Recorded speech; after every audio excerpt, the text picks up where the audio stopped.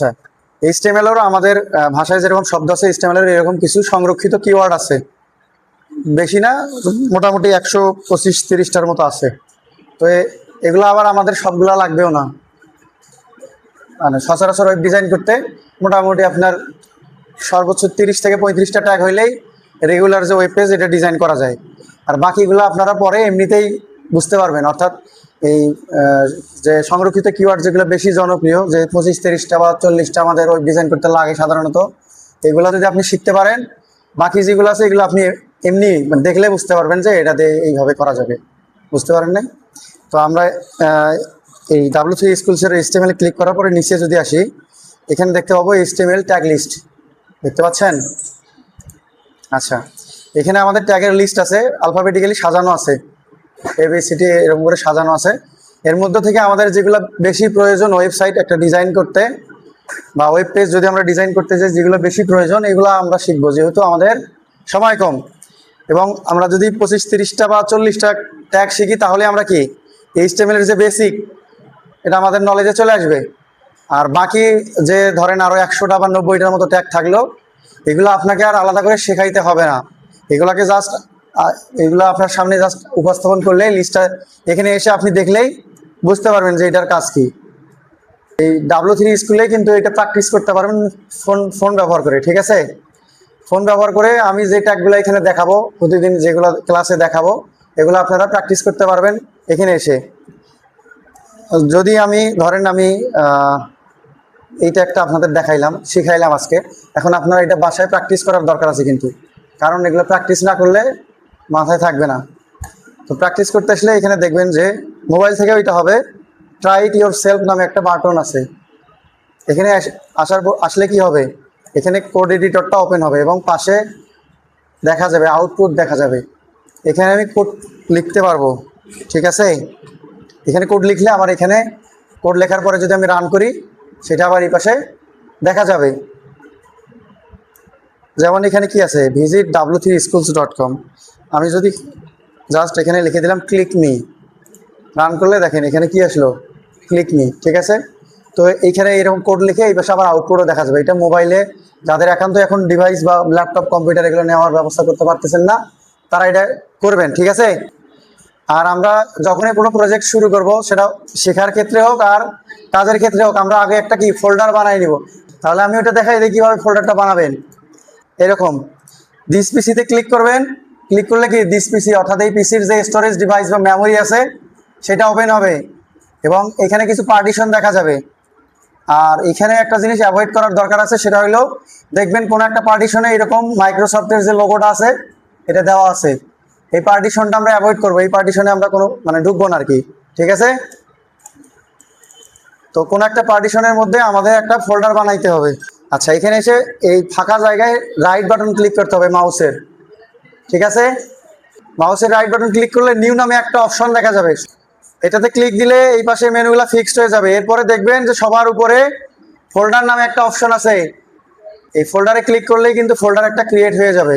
দেখেন folder create হয়েছে এবং এটা যে নিউ ফোল্ডার নাম চাচ্ছে, হ্যাঁ নাম দিতে হবে এটার একটা। তা আমরা কি এটার নাম দিব, অল ক্লাস দিয়ে দিব এবং আমরা এই ফোল্ডারের মধ্যেই সবগুলা ক্লাস কি একে একে করে আসবো। ফোল্ডার বানানো হয়ে গেলে আমাদের কাজ এখন ভিএস কোডে। ঠিক আছে, ভিএস কোডে আসবো।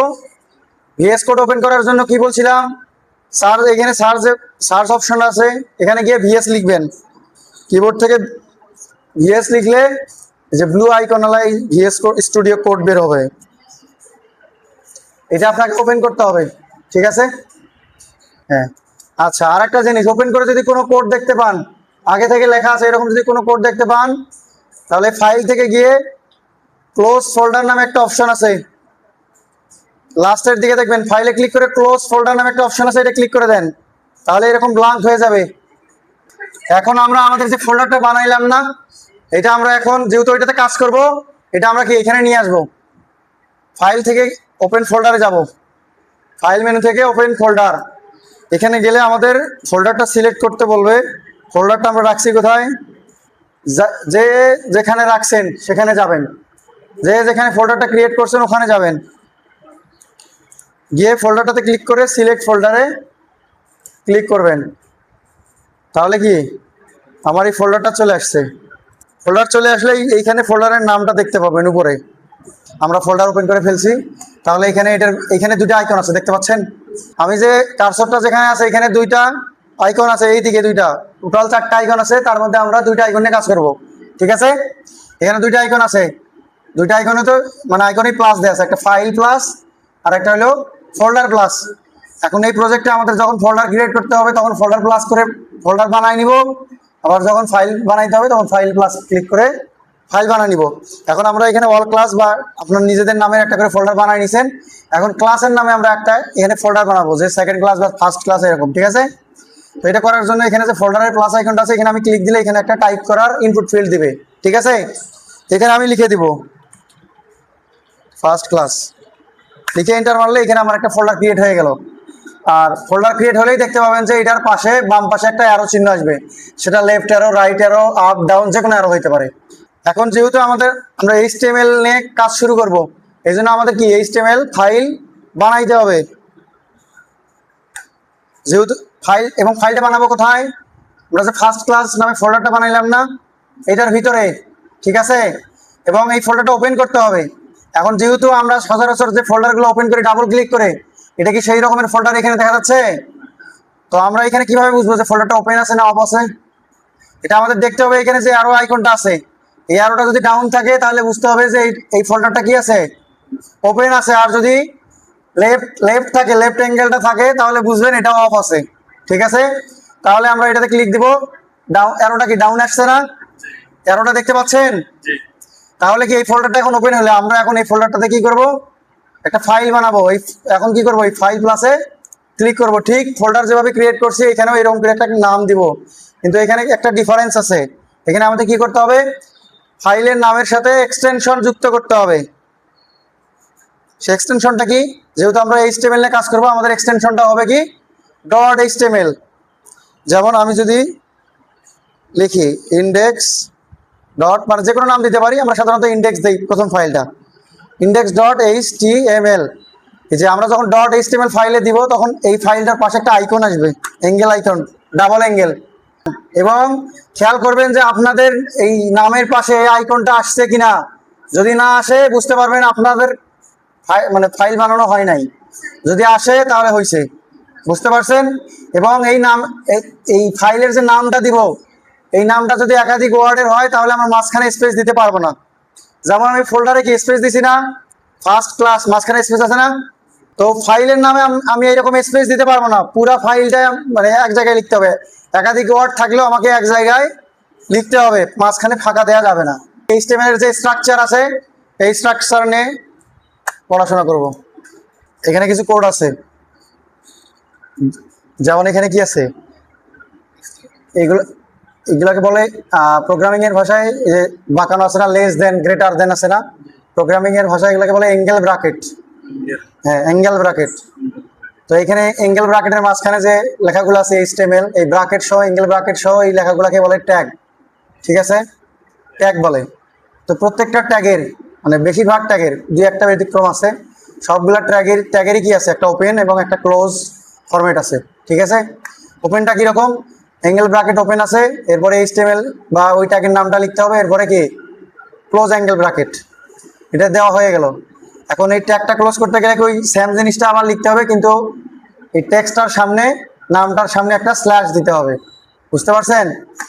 যেমন এখানে কি আছে দেখেন, এখানে HTML দিয়ে শুরু করছে, ওপেন ট্যাগ, লাস্টে আবার কি করছে, ওইটাকে HTML দিয়ে সামনে একটা স্ল্যাশ বসাইতে ক্লোজ করে দিছে, মানে এটা এখান থেকে শেষ।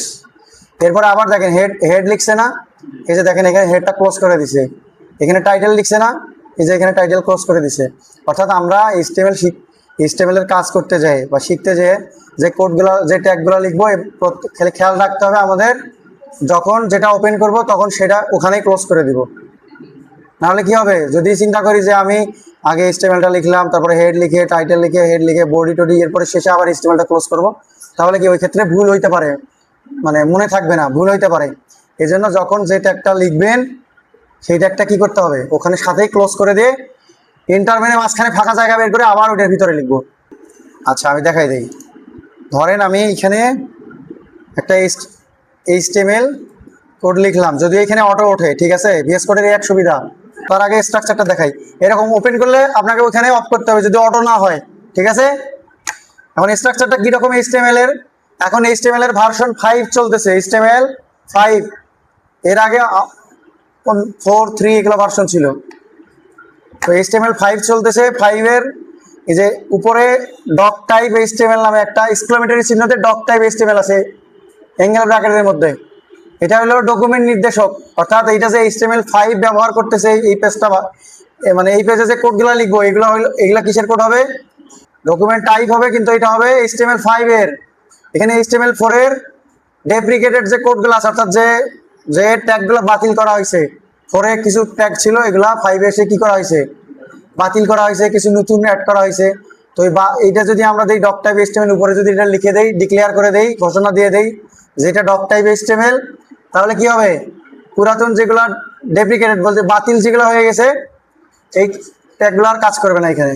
আবার নতুন যে ট্যাগগুলো আছে, এটা না দিলে আবার ওইটা ভালোভাবে কাজ করবে না। এটা আমরা যখন কাজ করব তখন এটা দিয়ে দিব। এটা হলো বেসিক স্ট্রাকচার। এটা শুরুতে দিতে হবে এইচটিএমএল 5 এর জন্য, এটা এইচটিএমএল 5 এর নির্দেশক। এরপরে কি এইচটিএমএল দিয়ে শুরু করবো, যেহেতু আমাদের এই কি মার্কআপ ল্যাঙ্গুয়েজটা এইচটিএমএল, নামে এইচটিএমএল, এটা আমরা এইচটিএমএল দিয়ে শুরু করব, ওখানে ক্লোজ করে দিব। এবং এর মধ্যে দুইটা জিনিস থাকবে, হেড থাকবে, বডি থাকবে। প্রধান দুইটা জিনিস, হেড এবং বডি। হেডের মধ্যে আমরা কি রাখবো? টাইটেল থাকবে। টাইটেল বলতে আমরা যে ওয়েব পেজটা ওপেন করছি না, এখানে কিছু লেখা আছে, এই ওয়েব পেজের এখানে কিছু লেখা আছে না, এখানে কিছু লেখা আছে, এইটাই হচ্ছে টাইটেল। অর্থাৎ আমরা ভিএস কোডের এইখানে যা লিখে দিব, ওয়েবসাইট যখন রান করব তখন কি ওইখানে এটা দেখা যাবে, এই জায়গাটাতে দেখা যাবে। এরপরে কি আছে, যেমন টাইটেল হেয়ার লেখা আছে না, এটা যদি আমরা রান করি তাহলে কি এরকম ট্যাবের এই জায়গাটাতে দেখা যাবে টাইটেল হেয়ার। হেডে এরকম টাইটেল থাকে, তারপরে মেটা ট্যাগ যেগুলো থাকে, এরকম আরো অনেক কিছু থাকে, লিঙ্ক, স্টাইল, এগুলা হেডের মধ্যে থাকে। ওগুলো আমরা ধীরে ধীরে জানবো, বুঝতে পারছেন? এখন শুধু জানবেন যে হেডের মধ্যে শুধু টাইটেল থাকে, এটুকুই জানলে হবে আপাতত। কিন্তু হেডের মধ্যে আরো অনেক কিছু থাকে, এগুলো আমরা ক্লাস বাই ক্লাস জানবো যে হেডের মধ্যে আরো কি কি থাকে। এরপরে গিয়েছি বডি। এই বডির মধ্যে কি আমরা একটা ওয়েবসাইটে যা কিছু দেখতে পাই, এই যে এখানে আমরা যা কিছু দেখতে পাচ্ছি, এইগুলা সবগুলাই কিসের মধ্যে আছে? বডির মধ্যে। এই জন্য আমরা দেখতে পাচ্ছি। বডির মধ্যে না থাকলে এটা আমরা দেখতে পাবো না। আমাদের ওয়েব ডিজাইনের সময় আমরা যে ট্যাগগুলো লিখে ডিজাইন করবো সবগুলাই হবে কোথায়? বডির মধ্যে। আর যে স্ট্রাকচারটা দেখাইলাম, মূল স্ট্রাকচারে কি থাকে? উপরে একটা ডক টাইপ এইচটিএমএল যে আমরা লিখতেছি, এটার ঘোষণা দেওয়া থাকে, ডিক্লারেশন। এটা লিখতে হয় কিভাবে? অ্যাঙ্গেল ব্র্যাকেট ওপেন করে একটা এক্সক্লেমেটরি সাইন দিয়ে বড় হাতের ডক টাইপ, ছোট হাতের লিখলেও হয়, তবে এটা বড় হাতের লেখা ভালো, ঠিক আছে। বড় হাতের ডক টাইপ লিখে ছোট হাতের এইচটিএমএল লিখে অ্যাঙ্গেল ব্র্যাকেটটা ক্লোজ করে দিব এখানে, এটুকুই। স্ল্যাশ লাগবে না, ডক টাইপ লিখতে স্ল্যাশ লাগবে না। এবং এরপরে আমরা এইচটিএমএল মানে মূল ওয়েব পেজের যে মূল জিনিসটা, যে মূল ট্যাগটা, এটা লিখবো এইচটিএমএল। সেটা কি? যেমন আমরা যদি এখানে এক্সক্লেমেটরি চিহ্ন দিব, এই যে ডক টাইপ আসছে, এন্টার দিলে এটা চলে আসবে, সহজ ভিএস করে এটা, ঠিক আছে। এটা লেখার পরে আমরা কি করব? আবার এইচটিএমএল লিখবো মূল স্ট্রাকচার লেখার জন্য। এইচটিএমএল মানে আমি শুরু থেকে শেষ পর্যন্ত লিখে ফেললাম। এখন মাঝখানে আমার এটা কি থাকবে? মাঝখানে দুইটা জিনিস থাকে, একটা হলো হেড আর একটা বডি। আচ্ছা, হেডটা আমরা লিখি যে হেড হইল, ঠিক আছে। আরেকটা কি? বডি, এই যে বডি। আর হেডের মধ্যে কি থাকে? টাইটেল দিব আমরা। এখন আমরা শুধু জানবো যে হেডের মধ্যে টাইটেল থাকে, আর কিছু থাকে না, ঠিক আছে। বাকিটা পরে জানবো। টাইটেল থাকে এবং এখানে কোনো একটা নাম দিব, ওখানে টাইটেল লিখে দিব আর কি, ফার্স্ট ক্লাস, ঠিক আছে। এরপরে আমরা ডিজাইনের যত কাজ করব, যত কন্টেন্ট নিয়ে কাজ করব, সবগুলাই বডির মধ্যে হবে। এই বডির মধ্যে আমরা যে কোডগুলা লিখবো সবগুলাই দেখা যাবে, ভিজুয়ালি দেখা যাবে কোথায়? ব্রাউজারে। যেমন আমরা কি ওয়েবসাইটটা দেখলাম না এর আগে? আচ্ছা, ওয়েবসাইটটা ওপেন করি। আমরা W3 স্কুল, যেটা থেকে আমরা হেল্প নিব সব সময়, এটা ক্লাসেও হোক আর বাড়িতেও হোক, আপনারা সবসময় W3 স্কুলস থেকে হেল্পটা নেবেন কোনো কিছু শেখার ক্ষেত্রে HTML এর, ঠিক আছে। আমরা যে ট্যাগ লিস্টে, অর্থাৎ এখানে ওয়েবসাইটে আমরা অনেক কিছু দেখতে পাচ্ছি না, অনেক মেনু, কোথাও লেখা, কোথাও ইমেজ আছে, কোথাও লোগো আছে, দেখতে পাচ্ছি না? এই সবগুলা কিন্তু বডির ভিতরে, বুঝতে পারছেন? অর্থাৎ বডির ভিতরে যদি না রাখি এগুলা, আমরা এগুলা এখানে দেখতে পাবো না। আচ্ছা, এটা হলো মূল স্ট্রাকচার। এখন এই স্ট্রাকচার আপনাদের প্রতিদিন লিখতে হবে। প্রতিদিন যখন আমরা কাজ শেখা শুরু করব, তখন প্রতিদিন আমাদের এই স্ট্রাকচারটা কি করতে হবে? বানাইতে হবে, ঠিক আছে? তো এটার একটা বানানোর শর্টকাট নিয়ম আছে, এটা কিন্তু আপনারা মনে রাখবেন। খালি শর্টকাট জানার পরে এটা ভুলে যাবেন তাহলে কিন্তু হবে না। এই স্ট্রাকচারটা নিয়ে আসার জন্য আমরা করতে পারি কি, HTML লিখবো, লেখার পরে একটা ক্লোন দিব। ক্লোন বুঝেন? এই যে চিহ্নটা আছে এটাকে বলে ক্লোন।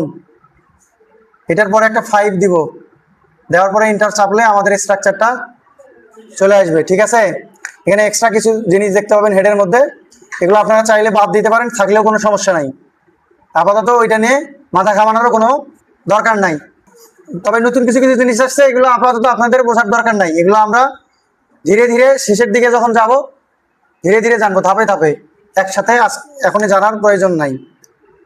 বা এখন জানতে গেলে এটার আর কি জ্ঞান লাগবে আর কি। এটা হলো আমাদের স্ট্রাকচার। আচ্ছা, আমাদের HTML এর আমরা ট্যাগ লিস্ট দেখলাম না? এখন আমাদের যেহেতু সেটআপ পুরোপুরি তৈরি, আমরা স্ট্রাকচার কীরকম হয় এটা দেখলাম। তাই এরপরে আপনার ফাইল ক্রিয়েট করতে হবে কীভাবে, ফোল্ডার কীভাবে ক্রিয়েট করতে হবে সব দেখলাম না? এখন আমরা কোড করা শুরু করতে পারি। তার আগে আমরা দেখে নেই যে আমরা W3 স্কুলে যাই এবং ট্যাগ লিস্ট দেখব। ট্যাগ লিস্ট থেকে আমরা, আচ্ছা W3 স্কুলে আসছে, এই যে এখানে সাইড বারও এখানে আসছে যে এক্সক্লামেটরি সাইন, তারপর ডক টাইপ, এরপরে আছে অনেকগুলো ট্যাগ আছে, কিন্তু আমরা এতগুলো ট্যাগ শিখবো না। আমরা যদি 30 থেকে 35টা ট্যাগ শিখি, বাকিগুলা এমনি বুঝতে পারবো, খালি দেখলেই বুঝতে পারবো যেটা এই জিনিস। বোঝা গেছে? তো আমরা সেই ট্যাগ শেখা শুরু করি। আমরা প্রথমে শিখবো হলো টেক্সট ফরম্যাটিং ট্যাগ, যেগুলো আছে এগুলা। টেক্সট ফরম্যাটিং বলতে টেক্সটকে মডিফাই করা যায়, বোঝা গেছে? ধরেন কোনো একটা টেক্সটকে বোল্ড করব বা ইটালিক করব, বা কোনো একটা টেক্সটের মধ্যে লিঙ্ক বসাবো, কোনো একটা টেক্সটকে বড় হেডিং মানে হেডিং আকারে দেখাবো। তো এইরকম যে টেক্সট ফরম্যাটিং যে ট্যাগগুলো আছে এইগুলো আগে দেখব, ঠিক আছে? তো শুরুতেই আমাদের থাকে হলো হেডিং ট্যাগ, ঠিক আছে? হেডিং ট্যাগ কীভাবে লেখে? H1, মানে হেডিংয়ের যেটা প্রথম অক্ষর H, এটাকে দেয় H1। 1 কেন দেওয়া হচ্ছে এখানে? কারণ হেডিংয়ের 6টা ট্যাগ আছে মোট, 1 থেকে 6 পর্যন্ত, ঠিক আছে? মানে heading, sub heading, sub heading, এরকম করে 6টা আছে। তো H1 এর মধ্যে আমরা এখানে লিখে দিই যে হেডিং 1। এরপরে কি করব? আমি যদি সাব হেডিং লিখতে যাই, আমাকে H2 দিতে হবে, বোঝা গেছে? এটা সাব হেডিং। এরকম যদি 3 নাম্বার হেডিং দিতে যাই, তাহলে কি করতে হবে? আমাকে H3 এবং সাব হেডিং। আচ্ছা, এটা এখন আমাদের কি করতে হবে? রান করে দেখতে হবে।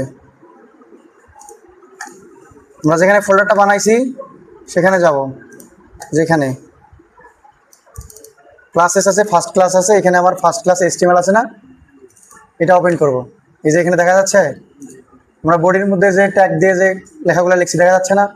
এই যে দেখেন হেডিং 1টা একটু বড়, তার থেকে একটু ছোট হেডিং 2, তার থেকে একটু হেডিং সাব হেডিংটা একটু ছোট, এরকম না? এইরকম 6টা যদি লিখি, সবার শেষেরটা সব থেকে ছোট হবে, মানে ধীরে ধীরে কমতে থাকবে সাইজ, বুঝতে পারছেন? আচ্ছা, এখন ফাইল রান করার ক্ষেত্রে আমাদের আরেকটা শর্টকাট আছে, সেটা হলো আমরা একটা এক্সটেনশন ইনস্টল দিই, যাতে করে আমাদের ফোল্ডারে গিয়ে এই ফাইলটা রান করা না লাগে। সেটা হলো লাইভ শেয়ার। এটা আমাদের এখানে ইনস্টল দেওয়া আছে। আপনারা যখন বাড়িতে VS Code ইনস্টল দিবেন, এই যে এখানে যে 4টা বক্স আছে, একটা বক্স উল্টানো আইকন যেটা আছে, এটাতে ক্লিক করে এখানে লিখবেন লাইভ লিখলে কি এক্সটেনশনগুলো চলে আসবে এবং এখানে নাম দেখা যাবে। এক্সটেনশনের নিচে দেখেন ঋত্বিক দে লেখা আছে, উনি এটা ডেভেলপার, এটা একজন ব্যক্তির নাম, ডেভেলপারের নাম। এই নামে যে এক্সটেনশন বা প্লাগইনটা আছে এটা আমরা ইনস্টল দিব। এই যে এখানে ইনস্টল বাটনটা পাওয়া যাবে। এখানে এখন যেহেতু ইনস্টল করা আছে, এখানে কিন্তু আনইনস্টল বাটনটা দেখা যাচ্ছে, কিন্তু আপনারা ইনস্টল বাটন দেখতে পাবেন, ঠিক আছে? আচ্ছা, এটা করে ইনস্টল করে নেবেন আপনাদের বাড়িতে যে ডিভাইস আছে সেখানে। তো এটাতে যদি আমি রান করতে চাই, তাহলে আমাকে আর এই ফোল্ডারে যাই ডাবল ক্লিক করে রান করতে হবে না, আমাকে জাস্ট এই যে দেখেন কর্নারে গো লাইভ নামে একটা অপশন আছে, ঠিক আছে দেখতে পাচ্ছেন, জাস্ট এখানে ক্লিক দিব, তাহলে কি আমার যে ডিফল্ট ব্রাউজার আছে অটোমেটিক ওই ব্রাউজারটা ওপেন হবে এবং এই ফাইলটা রান হয়ে যাবে। এটা সহজ না? আমাকে আর ফোল্ডার খুঁজে খুঁজে আমাকে বের করতে হচ্ছে না যে কোথায় সেভ করছি। তো এইভাবে আমরা যখনই কাজ করব এটা রান করার জন্য আমরা কি করব, একবার রান করে দিলেই হবে, ঠিক আছে। যখন দেখবেন যে এখানে পোর্ট নাম্বার দেখাচ্ছে বুঝবেন যে এটা রানিং আছে। এখন আপনি এখানে যাই চেঞ্জ করবেন এটা কি লাইভ চেঞ্জ হয়ে যাবে, সরাসরি চেঞ্জ হয়ে যাবে। আমরা যদি এটাকে স্প্লিট করি, আচ্ছা এখানে যদি এখন আমরা আরেকটা ট্যাগ লিখি, প্যারাগ্রাফ ট্যাগ, হেডিং যেরকম ট্যাগ আছে প্যারাগ্রাফ লেখার জন্য একটা ট্যাগ আছে, সেই ট্যাগটা কি পি ট্যাগ, পিতে প্যারাগ্রাফ প্রথম অক্ষর নিয়ে নেওয়া হয়েছে, ঠিক আছে। এবং আমি বলছিলাম প্রত্যেকটা ট্যাগের ওপেন এবং ক্লোজ সাথে সাথে হবে, এবং এরপরে আমরা কাজ করবো এই ট্যাগের ভিতর। এখানে আমরা কিছু একটা লিখে দিলাম, এই যে দেখেন সাথে সাথে আসছে, আমার কিন্তু রিফ্রেশ দেওয়া লাগে নাই। রিফ্রেশ দেওয়া লাগছে? রিফ্রেশ দেওয়া কেন লাগে নাই? আমি এখানে আর একটা কাজ করে রাখছি, এটা যেহেতু আপনাদের আগে আরো ক্লাস হয়েছে তখন এগুলো করা হয়েছে, ঠিক আছে। এখানে দেখেন অটো সেভ নামে একটা অপশন আছে, ফাইল থেকে অটো সেভ, ফাইল থেকে অটো সেভ নামে যে অপশনটা আছে এটাতে ক্লিক দিবেন, দেওয়ার পরে আবার চেক করবেন, ফাইল থেকে গিয়ে আবার চেক করবেন যে অটো সেভের পাশে টিক চিহ্নটা উঠছে কিনা, যদি ওঠে তাহলে বুঝবেন যে অটো সেভ আছে। অর্থাৎ এখন আমি এখানে যা কিছুই লিখবো লেখা শেষ করার সাথে সাথে এটা অটোমেটিক সেভ হয়ে যাবে, আমাকে আর আলাদা করে সেভ করতে হবে না। আর যেহেতু এটা আমাদের লাইভ পোর্টে লোকাল পোর্টে চালু আছে, যে 5500 পোর্টে কিন্তু চালু আছে, তো যেহেতু আমরা এটা সেভ করতেছি ওইটা আবার এটা এখানে শো করাই দেবে সাথে সাথেই, কোনো দেরি নাই। তো এরকম আরো H1 দেখলাম, দেখলাম, এরকম আরেকটা ট্যাগ আছে হাইপার লিঙ্ক ট্যাগ বা অ্যাঙ্কর ট্যাগ, যেটা প্রথমে আমরা W3 দেখছিলাম। এই যে কোথাও লিঙ্ক করার জন্য বা অ্যাঙ্কর সেট করার জন্য, অ্যাঙ্কর কি জিনিস সেটা জানেন? মানে অ্যাঙ্কর এমনিতে সাধারণভাবে অ্যাঙ্কর কি জিনিস, ডেভেলপমেন্টের ভাষা বাদ, অ্যাঙ্কর হইলো ওই জিনিস যে জাহাজ আছে না, জাহাজকে আটকানোর জন্য, মানে মনে করেন মাঝ সমুদ্রে ঝড় উঠছে, জাহাজটাকে আটকায় রাখতে হবে, তখন কিন্তু জাহাজ থেকে একটা নোঙর ফেলায় দেয়, এই নোঙরের ইংরেজি হলো অ্যাঙ্কর, বুঝতে পারছেন? অ্যাঙ্কর বলতে কি এইটা ডেভেলপমেন্টের ভাষায় অ্যাঙ্কর আটকানো, এই কোনো টেক্সটের মধ্যে কোনো একটা লিঙ্কে আটকানোকে আমরা এখানে অ্যাঙ্কর বলবো ডেভেলপমেন্টের ভাষায়, ঠিক আছে। তো ওইটা আমরা এ দিয়ে করতে পারি। তো আমরা আগে যে দুইটা ট্যাগ দেখলাম, মানে হেডিং ট্যাগ এবং প্যারাগ্রাফ ট্যাগ, এগুলো কিন্তু কি খালি শুরু করছি আর ক্লোজ করছি, মাঝখানে টেক্সট লিখে দিছি, কেননা এগুলা কি টেক্সট ফরম্যাটিং ট্যাগ, এখানে আলাদা কিছু করার নাই। কিন্তু আমরা যে অ্যাঙ্কর ট্যাগ নিব এটাতে কিছু করার আছে, কারণ আমরা যেহেতু লিঙ্ক অ্যাড করব, তো আমাদের লিঙ্ক অ্যাড করার জন্য আলাদা কিছু প্রসেস করতে হবে। তো আমরা কি আগে এই ট্যাগটা নিব, এই যে এখানে অটো আসতেছে ভিএস কোডে, তো এই আমরা সাধারণভাবে এরকম করে নিব এই ট্যাগ, ঠিক আছে। নেওয়ার পরে আমরা যে লিঙ্কটা অ্যাড করতে চাই, কোনো টেক্সটে যদি কোনো লিঙ্ক অ্যাড করতে চাই, ধরেন আমি এখানে লিখে রাখলাম কি ফেসবুক, ঠিক আছে, ফেসবুক লিখে রাখলাম, এবং আমাকে এখানে কি করতে হবে, যে ফেসবুক চলে আসছে, আমি চাচ্ছি যে ফেসবুকে ক্লিক দিলে যেন ফেসবুকে চলে যায়, তাহলে আমাকে এখানে লিঙ্ক সেট করতে হবে না ফেসবুকের। এই লিঙ্কটা সেট করার জন্য আমাদের কি এইচরেফ নামে হাইপার লিঙ্ক বা হাইপার রেফারেন্স, এটাকে রেফারেন্স এটা আমাদের ইউজ করতে হবে, এটা শর্ট ফর্ম হলো এইচরেফ, এটা ইউজ করতে হবে এবং সমান চিহ্ন দিয়ে ডাবল কোটেশন দিতে হবে। এবং আমরা HTML এর যত জায়গায় এই ট্যাগের ভিতরে কোনো কিছু লিখবো, ট্যাগের ভিতরে দুই ট্যাগে, মানে ওপেন ক্লোজ ট্যাগের মাঝখানে না, ওপেন ট্যাগের ভিতরে কোনো কিছু লিখলে আমাদের সবসময় মাথায় রাখতে হবে কি একটা সমান চিহ্ন দিতে হবে আমাকে, এবং ডাবল কোটেশন দিতে হবে সব সময়, সেটা যে কিছুই হইতে পারে, বোঝা গেছে? তো এখন যেহেতু আমরা লিঙ্ক অ্যাড করবো, এই জন্য আমাদের কি এই স্টেপটা এখানে দিতে হবে, দিয়ে এইটার মাঝখানে আমাদের কি করতে হবে, হ্যাঁ কোটেশনের মাঝখানে আমরা যা দিতে চাই ওরা এই ট্যাগের মধ্যে এটা কোটেশনের মাঝখানে আমাদের দিতে হবে। HTTPS দিয়ে আমরা কি করতে পারি, ফেসবুকের লিঙ্কটা এখানে, এই যে দেখেন এটা কিন্তু ব্লু কালারের হয়ে গেল, ফেসবুকটা এই পিছনে আউটপুটে দেয়। এখন আমি যদি এটাতে ক্লিক করি তাহলে কি হবে, ফেসবুক এখানে চলে আসবে, এই যে ফেসবুক চলে আসছে, বোঝা গেছে? এটা হলো লিঙ্কটা আমরা এখানে অ্যাটাচ করে দিলাম, অ্যাঙ্কর করে দিলাম ওই টেক্সটের মাঝখানে। আচ্ছা আমি টার্গেট সেট করে দেই, যদি আমরা এরকম চাই যে আমরা এটা ক্লিক দিব কিন্তু আর একটা ট্যাবে ওপেন করতে চাই, যে আমার এটা চালু আছে, এটা চালুই থাক, আমি এটা আর একটা ট্যাবে যেন ওপেন হয় অটোমেটিক। এটার জন্য কি আমরা টার্গেট সেট করে দিতে পারি। এই যে এই টার্গেটের ক্ষেত্রেও কি করবো, আমরা নামটা লিখবো, এরপরে কি করবো একটা সমান চিহ্ন দিব, তারপরে ডাবল কোটেশন দিব, দিয়ে আমরা এইখানে টার্গেটটা সেট করব। আর এখানে টার্গেটটা কি ব্লাঙ্ক সেট করে দিব, যাতে করে সে নতুন একটা ট্যাব নিয়ে ওপেন হয়। আর এই ব্লাঙ্ক সেট করে দেওয়ার প্রসেসটা হলো কি, সামনে একটা আন্ডারস্কোর দিব। এই যে এরকম এইখানে কিন্তু 4টা টার্গেট আছে, ঠিক আছে। আমরা সাধারণত ব্লাঙ্ক একটাই, মানে ব্লাঙ্ক যে টার্গেট আছে এটাই ইউজ করবো, বাকি এগুলা খুবই রেয়ার, এগুলো লাগে না। করে দিব, ও তখন নতুন করে ওপেন হবে, ওর ওর ওর মানে ওর কোনো ফলো থাকবে না, ও আলাদা একাই আলাদা হয়ে যাবে। এখন আমি যদি এখানে আন্ডারস্কোর দিয়ে ব্লাঙ্ক করে দিই, তাহলে কি হবে, আমি যদি এটাতে ক্লিক করি, আচ্ছা নতুন ট্যাবে ওপেন হবে। এই যে এখানে নতুন একটা ট্যাব ওপেন হলো, আমার এটা কিন্তু এখানে আছে, বোঝা গেছে।